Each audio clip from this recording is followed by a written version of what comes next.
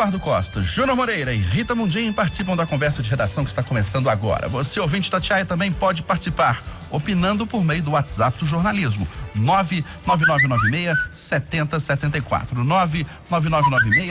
99996-7074. Você manda pra gente uma mensagem de texto com a sua opinião e o nome e o bairro ou a cidade onde você está falando. Entidades de Belo Horizonte propõem reabertura de shoppings e academias em agosto e de escolas em setembro. Eduardo Costa, é um caminho sem volta já? Bom dia. Bom dia a todos. Meu caro Eustáquio Ramos, eu tenho um hábito de décadas e décadas. Às vezes não estou nem em Belo Horizonte, mas eu vou no aplicativo da Itatiaia para ouvir a Ave Maria, a hora do Ângelus, das 6 da tarde. Normalmente ligo um pouco antes, escuto o noticiário e depois a prece do dia. E assim foi ontem. E no noticiário, o Loli deu a notícia do que tinha feito o juiz, desembargador, presidente do Tribunal de Justiça de Minas Gerais. Eu fiquei maravilhado, pensando como da simplicidade da vida, desde que a gente tenha bom senso. E ainda, embebecido de felicidade com o que acabaram de ouvir, veio a prece do dia, na voz inimitável, inigualável do nosso Daniel Barros. E ontem o texto dizia da importância da união. O texto dizia que uma gota de chuva é nada. Mas por que a chuva promove tanto milagre, multiplica tantas plantações, garante a vida? É porque trilhões e trilhões e trilhões de gotas descem juntas, de mãos dadas. Aí, esse texto remete à reflexão do quanto, se a gente quiser fazer a coisa certa e caminhar no mesmo caminho, pode dar certo. O texto diz mais que a chuva fica tão forte, mas tão forte, que provoca tempestades, enchentes e às vezes chega a assustar, mas que no fundo é uma bênção. Gente, não tem mistério. É bom senso. Eu nunca concordei com essa história de que lei é lei. Lei é lei, mas a gente tem que interpretá-la com bom senso, com sentimento humanitário, com visão das coisas. Por isso é que eu não conheço o desembargador Gilson Soares Lemes, o novo presidente do Tribunal de Justiça de Minas, mas foi de todas as autoridades mineiras e brasileiras dos últimos tempos, o cara que me fez mais feliz. Porque era certo que a liminar obtida pela Abrazel iria cair. Essa pedra foi cantada. Afinal de contas, quem tem a responsabilidade, quem tem a autoridade dada pelo Supremo Tribunal Federal para tocar a crise sanitária é o prefeito, é o governador. Agora, o senhor presidente do TJ não se limitou, do alto da sua importância, da sua cadeira, de dar uma canetada e virar a página. Não. Ele teve o cuidado, coisa mais simples do mundo, de pegar o telefone, ligar para o prefeito da cidade e falou: prefeito, eu vou derrubar a liminar, o que ajuda o senhor, mas por favor, conversa com a turma. Depois ligou para a Brasil, falou com o Somute: infelizmente tem que derrubar, mas aqui, eu estou abrindo um canal de negociação, vocês querem que eu participe, que eu seja o intermediário? Olha que coisa mais simples e mais bacana, que durou 3 minutos. Ele deve ter levado 3 horas na sentença e 3 minutos os 2 telefonemas. Pô, a gente pede isso todo dia. Aí o juiz sai daquele seu pedestal, da arrogância que a justiça brasileira é, e torna-se um cidadão comum, interessado, partícipe direto. Olha, eu posso, meus queridos ouvintes da Itatiaia, estar muito enganado, mas eu acho que esse desembargador destrancou tudo ontem, com esses 2 telefonemas. Na verdade, melhor ainda seria se o próprio Calil recebesse hoje a Abrazel. Mas o secretário André Reis é secretário de planejamento, portanto ele é qualificado. E ele é o técnico responsável. Então, ele deve estar se encontrando lá agora. Que espetáculo! Eu tenho certeza absoluta que foi dado um grande passo para marcar a data de reabertura progressiva, porque, veja só, gente, vai o comércio e leva a ideia de funcionar 4 dias e parar 3, que me parece ótima. Aí vem a prefeitura agora e sugere fechar as ruas, sábado e domingo, onde houver um bar maior, que me parece uma ideia ótima, porque você garante interação sem aglomeração. Então é conversar, parar com esse negócio de um agride o outro agride um, de achar que um é mais importante que o outro e deixar de lado as vaidades. Portanto, a melhor notícia da pandemia em Belo Horizonte, sabia? Melhor de todas. É que o presidente do Tribunal de Justiça de Minas, Gilson Soares, falou assim, gente, vamos baixar a bola e vamos resolver. Ô, doutor Gilson, parabéns pro senhor, viu? Justiça que a gente tá querendo é essa, tá? Pé no chão, chão de fábrica e conversando. Aqui pelo WhatsApp, o Anselmo do bairro Planalto diz que falar em reabertura com os casos de Covid batendo recordes é um pouco complicado. Ele falou que não sabe se é a hora. Ô Rita Mundim, os secretários, prefeitos, os especialistas dizem que tem que analisar, avaliar dia a dia, semana a semana, mas eu tenho a impressão que esse plano que a gente deu hoje no Jornal da Itatiaia de reabertura, agosto, setembro, eu acho que ele vai pra frente, viu? E você? Também, e completando, né, ou complementando o que o Eduardo acabou de falar, nós estamos batendo nessa tecla do diálogo, do entendimento, da ausência de arrogância entre os poderes, mas sim na busca do entendimento para o bem da sociedade. É o que está acontecendo finalmente. E quando as pessoas se movem nessa direção, o universo conspira a favor das boas ideias, a favor dos bons protocolos. Então a gente tem que caminhar nesse sentido mesmo, no sentido de dialogar para possibilitar que a flexibilização avance sem o comprometimento dos cuidados sanitários. Então é isso aí, vamos em frente. Eu acredito sim. E vamos conversando, e vamos vendo o que está acontecendo no mundo. Como diria o Chacrinha, né? A gente tem que copiar as coisas boas. Isso chama-se calçar as sandálias da humildade e dialogar, conversar e andar para frente. Você acredita também, Júnior, que esse plano agora vai para frente, um caminho sem volta? Bom dia mais uma vez. Bom dia, Eustáquio, bom dia, Rita, Eduardo, os ouvintes do Conversa de Redação. São várias propostas, né, Eustáquio? Eu acho que o intuito é mesmo difundir o que tem de bom em uma, o que tem de bom em outra e fazer uma grande proposta para essa reabertura. Tudo que eu ouvi até hoje tem lógica, né? A questão das mesas nas ruas, as ruas fechadas, onde tiver bar, todos os protocolos que foram pensados. Então, se juntar tudo que foi proposto até agora, dá para fazer uma proposta bem interessante para pensar nessa reabertura. Agora, tem algumas coisas que precisam ser colocadas. Primeiro, os números, né? Esse termômetro, é ele que vai permitir ou não essa abertura.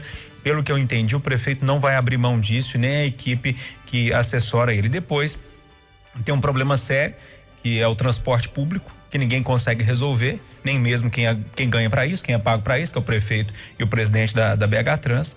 Ou seja, esse protocolo deve acontecer, deve abrir, mas o cerne da questão ainda é o transporte público, que as pessoas talvez não vão infectar lá dentro do bar, mas vão ser infectados antes no transporte. É uma questão de escolha, né? E só para confirmar, Eustáquio, o João Felipe Lolli, sempre atento, acabou de me mandar uma informação aqui, ele que cobre o dia a dia da Prefeitura e da Câmara, né? Que a reunião que o Eduardo citava no comentário dele está confirmada, inicialmente seria de manhã, essa reunião está confirmada para 5 horas da tarde, é a informação que chegou para ele, e que vão participar CDL, Abrazel, o vereador Léo Burguês, que está fazendo essa ponte entre a Prefeitura e o pessoal dos bares, e 5 secretários da Prefeitura de Belo Horizonte. Então, a reunião marcada para 5 horas da tarde. A gente vai saber ali no iniciozinho da noite o que vai acontecer, eu tenho uma prévia do que pode acontecer. Olha, o Ministério da Economia, Rita Mundim, prevê rombo de quase 800 bilhões de reais nas contas do governo agora em 2020. Era de se esperar, né, com os gastos em função da pandemia, né? O que aumentou essa projeção, ela era menor no último relatório que foi divulgado. Esse relatório ele é bimestral. O que aumentou foi exatamente a aprovação da continuidade do auxílio emergencial. Então, as despesas em maio estavam estimadas em 1,7 trilhão e pularam para 1,9 trilhão. Essa diferença aí de 235 bilhões é o aumento de gasto com a calamidade, mas cerca de 102 bilhões desses 235 que foram acrescidos refere-se ao auxílio emergencial. E é isso que tem que ser feito mesmo. O governo tem que gastar, tem que socorrer e a gente tem que pagar a conta. A conta é da sociedade. Inclusive ontem você leu um WhatsApp de um ouvinte que ele falava assim: poxa vida, claro que o governo tem dinheiro, como é que gasta 800 bilhões? Meu amigo, isso não é gasto, é dívida. Então nós estamos nos endividando, isso é déficit. Então nós vamos ter que pagar essa conta sim. Mas o Brasil é um país potencialmente rico e nós temos que realizar esse potencial para voltarmos aos trilhos do equilíbrio fiscal. Isso é um desequilíbrio provocado por um orçamento de guerra, mas nós vamos voltar aos trilhos do equilíbrio fiscal, porque existem receitas extraordinárias, como concessões, como privatizações, que vão entrar no caixa do governo e vão fazer com que o governo consiga pagar essa dívida e zerar esse déficit para a gente voltar a ter uma união, estados e municípios com capacidade de investir naquilo que o cidadão precisa, que são serviços públicos de qualidade, como segurança, educação e saúde. Ô Júnior, é um rombo, mas é um dinheiro que precisava ser gasto? Eustáquio, eu acho que não tenho dúvida disso, né? Mas não tem novidade nessa história, acho que não tem nem polêmica, né? Mais despesas, menos arrecadação. Sempre foi assim, né? Assim, aqui no Brasil é uma coisa complicada, se intensificou no governo da Dilma Rousseff, que fez, né, aquele monte de burrada e acabou endividando o Brasil mais ainda do que já era complicado. E agora, neste ano, está sendo intensificado, não porque querem, mas por causa de uma pandemia que fez que o governo gastasse, né? Então, não tem muita polêmica nisso, não. É um negócio que a gente tem que tratar e ver como é que a gente vai solucionar. Mas que é difícil, é difícil.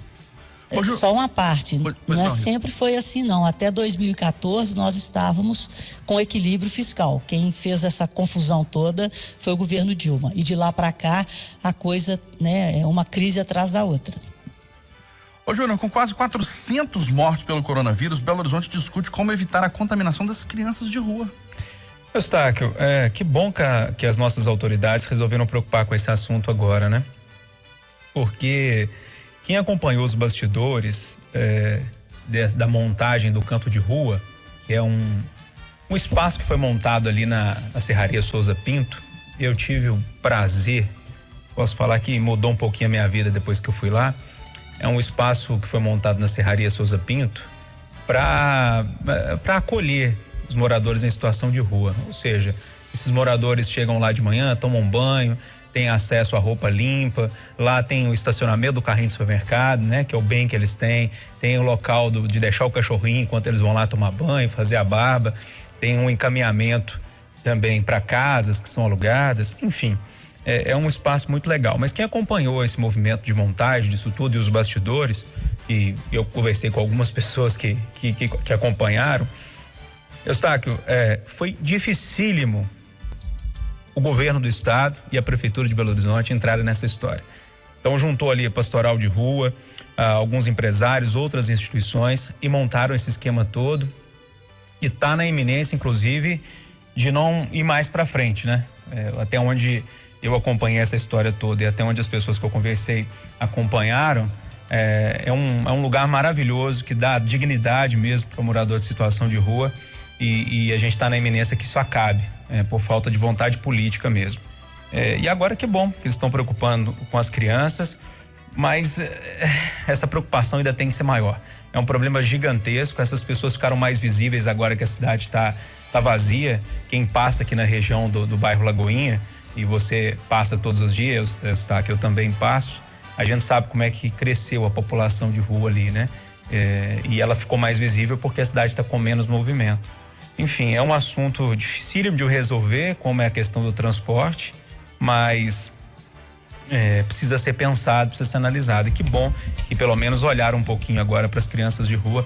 Tomara que traga algum alento para essas crianças, algum tipo de proteção para essas crianças que são tão vulneráveis, né? Ô Eduardo, quando se fala em morador de rua, a gente já fica muito sensibilizado. Agora, criança e adolescente na rua, a gente corta o coração, né? Rapaz, tem 1,5 milhão de nuances. Mas sabe o que eu tenho pensado todo dia mesmo? Que é pesquisa disso, é pesquisa daquilo, tá pesquisando o vírus no esgoto, tá pesquisando o quê? Eu não tenho tempo, nem bagagem, nem equipe, né?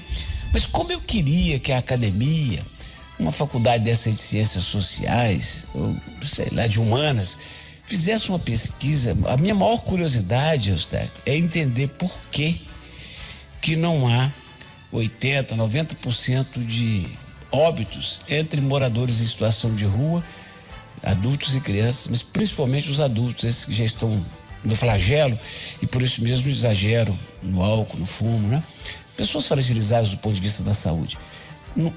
Você consegue entender isso, Eustáquio? Por que eles estão aglomerados, sujos e mal cuidados e não morrem de Covid? Não consigo entender. Então toca o barco aí.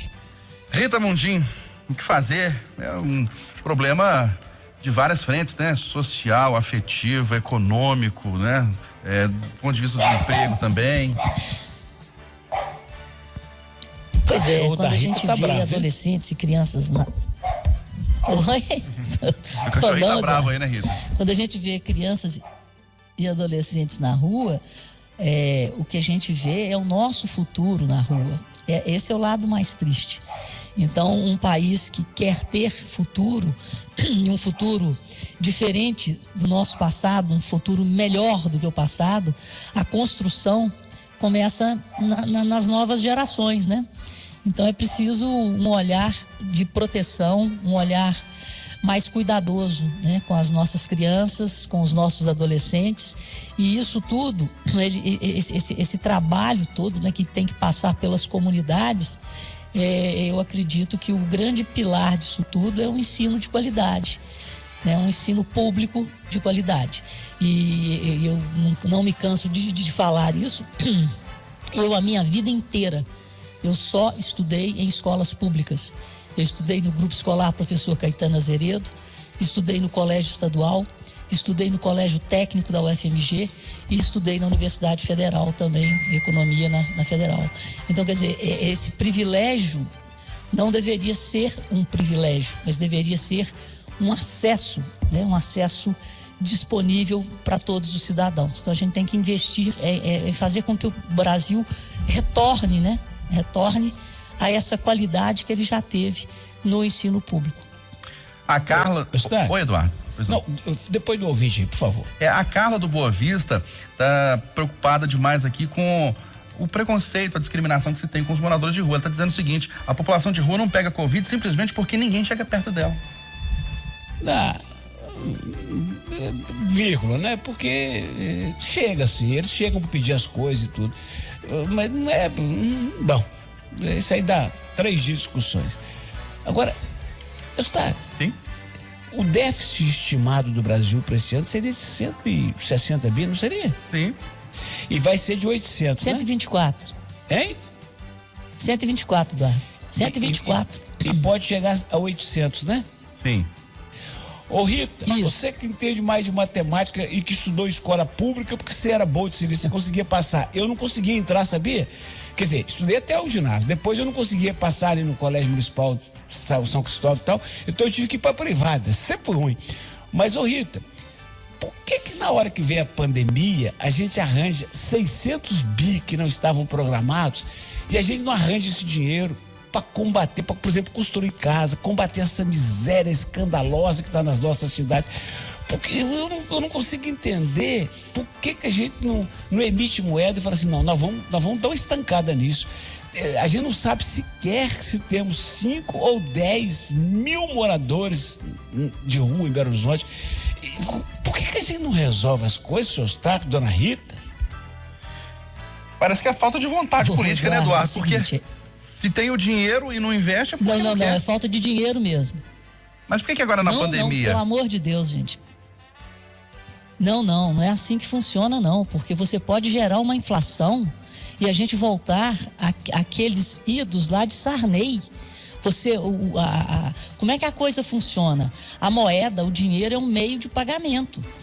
Esse meio de pagamento, ele tem que ser o suficiente para que haja a circulação da produção. Então, se você emite, aí nós estamos falando da teoria monetarista, o dinheiro é uma mercadoria também, como outra qualquer. Se você coloca mais dinheiro na economia do que a economia necessita para fazer girar a roda, você faz uma inflação. Os preços sobem porque tem dinheiro demais no mercado. O que nós estamos falando é de uma economia de guerra e que só pode durar durante a guerra, porque esse dinheiro está sendo aplicado para proteger as pessoas que estão desempregadas. Então é esse dinheiro, inclusive, que está fazendo com que os números da própria economia estejam um pouco melhor do que estariam se não houvesse tido essa injeção de dinheiro. Mas isso não pode ser uma coisa permanente, você não pode emitir moeda. porque você desequilibra o mercado. E aí nós temos inflação, que é o pior. É o pior, como diria na época de Fernando Henrique Cardoso, que é o pior imposto, que é o imposto dos pobres. Porque aí o seu poder aquisitivo, ele vai se perdendo a cada dia. Aí nós vamos voltar para Sarney, 80% de inflação ao mês. Isso é uma loucura. Então você tem que ter equilíbrio. E nós estamos na busca desse equilíbrio. Esse déficit de 124 bilhões, pela capacidade, pela forma que o Ministério da Economia vinha fazendo a gestão até março, ele seria zerado. Era o objetivo do Paulo Guedes de antecipar a zeragem desse déficit através de receitas extraordinárias. O que são receitas extraordinárias? Receitas extraordinárias são a venda de um ativo público. Então o Brasil tem hoje 2 trilhões em imóveis da União e 2 trilhões em empresas estatais que podem ser vendidos. Aí sim, você vendeu, apurou aquele dinheiro e você vai pagar sua dívida, pagar essa conta e tentar voltar para o equilíbrio. O Estado não pode sair gastando. Foi o que a Dilma fez, gastou sem ter. É igual administrar uma casa, você só pode gastar de acordo com o seu orçamento. Então nós não podemos cair nessa loucura de emitir moeda e falar, não, o Estado tem que me dar dinheiro para eu comer, me dar dinheiro para construir uma casa. Não. O Estado tem que prover a população de bens e serviços coletivos de qualidade, para que as pessoas tenham a dignidade do emprego e consigam a renda, e com essa renda tenham acesso ao mercado de bens e serviços. É por aí, pelo amor de Deus, não podemos voltar. Não vamos andar para trás, não, vamos andar para frente. O único senão é que, na minha cabeça, o que a gente vive é uma guerra. É uma guerra de miséria. Então valeria a pena um esforço desse um ano. Mas eu não consigo entender isso, não. Eu sou Júnior, fala o senhor que o senhor não falou nada até agora. Eu tô falando demais. Vamos falar de uma curiosidade, vamos lá. Moreira? Vamos lá. A pessoa deve ficar atenta hoje, porque só daqui 6.000 anos. 6.800 anos. 6.800 anos, o cometa Neowise já pode ser visto em Belo Horizonte. Pois é, Eustáquio, eu trouxe esse assunto mais cedo, né? E perguntava a você se você lembrava do cometa Halley, né? Que foi em 1986. Acredito que a Rita e o Eduardo também vão lembrar do frenesi que foi aquela história toda de cometa Halley. Eu não lembro, não. Lembra não, Rita? eu não lembro mesmo, assim, né? Eu tinha apenas 2 aninhos de idade, não lembro, mas essa aqui eu não quero perder, não, porque se a gente não vê agora, eu acho que 6.800 anos nós vamos estar aqui mais pra ver também, né? Ô, Eduardo, te chama a atenção esses assuntos de astronomia? Eu acho bacana isso pros outros, pra mim não tem paciência, não. Tem uma música bacana. Eu queria, eu ouvi o jornal mais cedo e eu queria que o Júnior, para quem não ouviu o que ele explicou, ô Júnior, eu achei interessantíssimo, como é que a gente vê o cometa? Você falou a hora, onde é que olha, por favor. Sim, tem isso mesmo. O ideal é olhar à direita de onde o sol se põe, entre o final da tarde e o início da noite. Para você, Eduardo, que estão aí no alto, deve ser melhor ainda, com menos iluminação e tal. E ele vai aparecer ali perto da linha do horizonte, né? Então é à direita de onde o sol se põe, no finalzinho da tarde, início da noite, na linha do horizonte ele pode aparecer. Para quem gosta desses fenômenos, é um negócio legal, assim, de observar, né? Se eu vejo da próxima vez que ele vier. Eu gosto da música. Tem uma música bacana agora. Eu mirei na lua e acabei acertando as estrelas. Até amanhã, viu? Aqui, ô Eduardo. Oi. Como que você imagina a gente daqui 6.000 anos, hein? Eu o quê? Como que você imagina a gente daqui a 6.000 anos? Eu vou estar esse bonito tal saradão disfarçado de estrela. E tem negócio de cruzeiro de suruca. Aqui eu vou ser uma estrela. E quando os outros olharem pra cima, pensam que é cruzeiro de suruca, vai estar escrito assim, aqui é galo. E como dizia o Raul Seixas, né? Eu nasci há 10.000 anos atrás. Quem provar que eu tô mentindo, que eu tiro meu chapéu, né? É verdade. 8h59 em Belo Horizonte, final da conversa de redação.